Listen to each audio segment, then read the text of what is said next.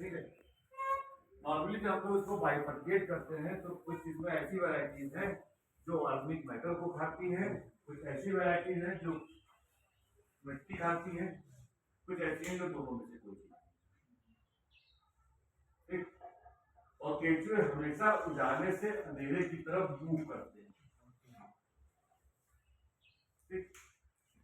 जब आपने ये चीजें उसमें भर दी, उसके ऊपर से आपने उसके ऊपर केंचुआ डालने के बाद जब आपने उसको टाट से ढक दिया तो धीरे धीरे टेम्परेचर बढ़ता है।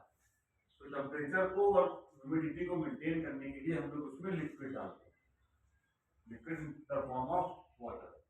जब हम पानी डालते हैं तो पानी से दो फायदे होते हैं। एक तो उसकी ह्यूमिडिटी या जो उसका जो वो है आर्द्रता वो मेंटेन रहती है, दूसरा टेम्परेचर। ठीक। तो करीब करीब 40 से 45 दिन के बाद आपको उसका असर दिखने लगता है और अंदर का जो मटीरियल है वो टोटल डिकम्पोज हो जाता है।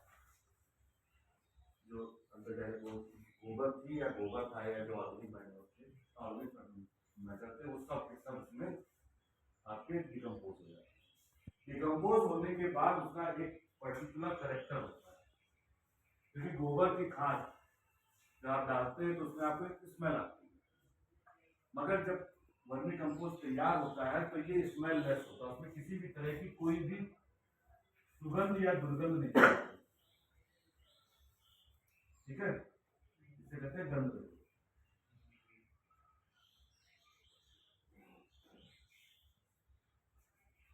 ठीक।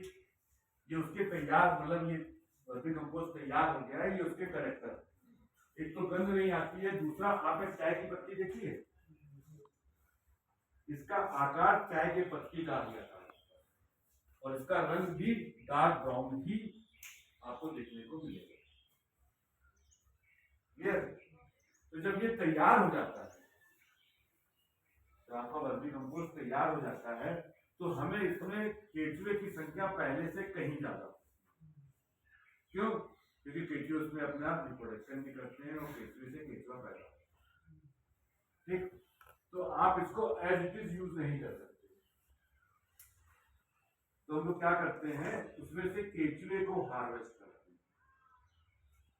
जब चीज तैयार होती है तो तैयार होने के बाद जब आप उसको देखते हैं हाथ से, तो आपके हाथ में जब आप लेंगे तो वर्मी कंपोस्ट के साथ में केंचुए भी आते हैं। ठीक। तो आपको उसमें से केंचुए हार्वेस्ट करना है, मतलब केंचुआ अलग करना है, आपको वर्मी कंपोस्ट अलग करना है। लेकिन आप वर्मी कंपोस्ट को केंचुए डाल के नहीं दे सकते, क्योंकि आपको वो चीजें पैक रखनी है, ऑटोमेटिकली नीचे नहीं जाते, उनको नीचे जाने के लिए मजबूर किया।